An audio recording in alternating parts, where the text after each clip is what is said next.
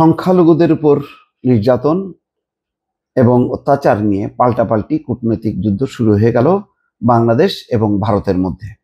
ভারত আজকে বলছে যে পশ্চিমবঙ্গে সহিংসতা নিয়ে বাংলাদেশের যে মন্তব্য সেটা অত্যন্ত অপ্রাসঙ্গিক এবং অপ্রয়োজনীয়।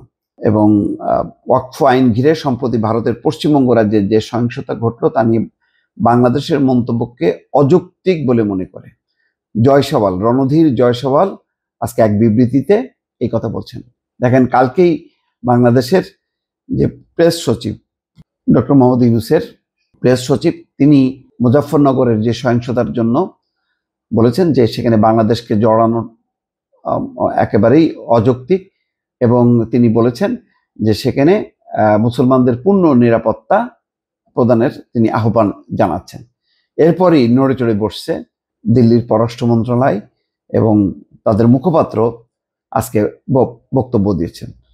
এখানে বলা হচ্ছে, খবরে যে সহিংসতায় উদ্বেগ জানিয়ে বাংলাদেশের অন্তর্বর্তী সরকারের প্রধান উপদেষ্টা ডক্টর মোহাম্মদ ইউনূসের প্রেস সচিব শফিকুল আলম এক সংবাদ সম্মেলনে বলেছিলেন, পশ্চিমবঙ্গের সংখ্যালঘু মুসলিমদের সুরক্ষা নিশ্চিতে প্রয়োজনীয় সব পদক্ষেপ নেওয়ার জন্য আমরা পশ্চিমবঙ্গের রাজ্য সরকার এবং ভারতীয় কেন্দ্রীয় সরকারের প্রতি আহ্বান জানাচ্ছি। শফিকুল আলমের এই মন্তব্যের প্রতিক্রিয়ায় শুক্রবার বিবৃতিতে রণধীর জয়সওয়াল বলেন, পশ্চিমবঙ্গের ঘটনায় বাংলাদেশ তরফ থেকে যে বক্তব্য এসছে তা আমরা প্রত্যাখ্যান করছি। তিনি বলেন, বাংলাদেশে ধর্মীয় সংখ্যালঘুদের উপর চলমান নির্যাতনের বিষয়ে ভারতের উদ্বেগের সাথে তুলনা করার জন্য এটি একটি ছদ্মবেশী এবং ছলনাপূর্ণ প্রচেষ্টা, যেখানে এই ধরনের অপরাধের জন্য দায়ীরা এখনো মুক্তভাবে ঘুরে বেড়াচ্ছে। অযৌক্তিক মন্তব্য করা এবং পরামর্শ প্রদানের পরিবর্তে বাংলাদেশ যদি তার নিজস্ব সংখ্যালঘুদের অধিকার রক্ষার দিকে মনোনিবেশ করে তাহলে আরো ভালো করবে।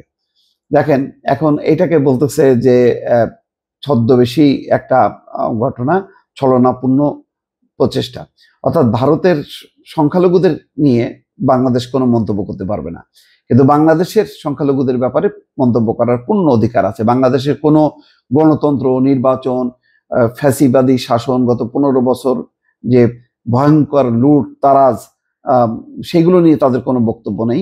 এবং গত 15 বছরে আওয়ামী লীগ শাসনামলেও যে অনেক মন্দিরের উপর হামলা হয়েছে, সংখ্যালঘুদের জমি দখল হয়েছে, সেগুলো নিয়ে তাদের বক্তব্য নেই। তাদের সমস্ত বক্তব্য হচ্ছে 5ই আগস্টের পর একেবারে মনে হচ্ছে যেন হিন্দুদের তছনছ করা হচ্ছে। অথচ দেখেন, মানিকগঞ্জের যে মানবেন্দ্র ঘোষ শিল্পী, শেখ হাসিনার যে ফ্যাসিবাদী চেহারা নির্মাণের জন্য, প্রতিকৃতি নির্মাণের জন্য তার বাড়িতে আগুন দেওয়া হলো, সেটার ব্যাপারে কোনো বক্তব্য নেই।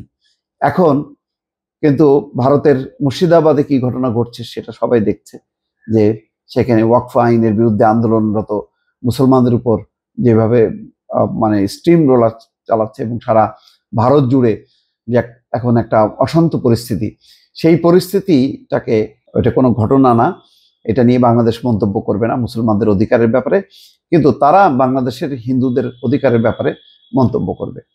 তো এই হচ্ছে তাদের মনোভাব, অর্থাৎ ওই যে দাদাগিরি, যে তারা কথা বলবে কিন্তু তাদের ব্যাপারে বাংলাদেশ কথা বলতে পারবে না। আর এই বললেই এই যেটাকে বলা হচ্ছে যে মানে ছদ্মবেশী, অর্থাৎ বাংলাদেশে যে ঘটনা ঘটছে সেটাকে ঢেকে রাখার একটা চেষ্টা হিসেবে রণধীর জয়সওয়াল মন্তব্য করছে। তার মানে হচ্ছে যে এখন কিন্তু পাল্টাপাল্টি একটা মানে কূটনৈতিক যুদ্ধ আবার শুরু হয়ে গেল। দর্শক, ভালো থাকবেন। আল্লাহ হাফেজ।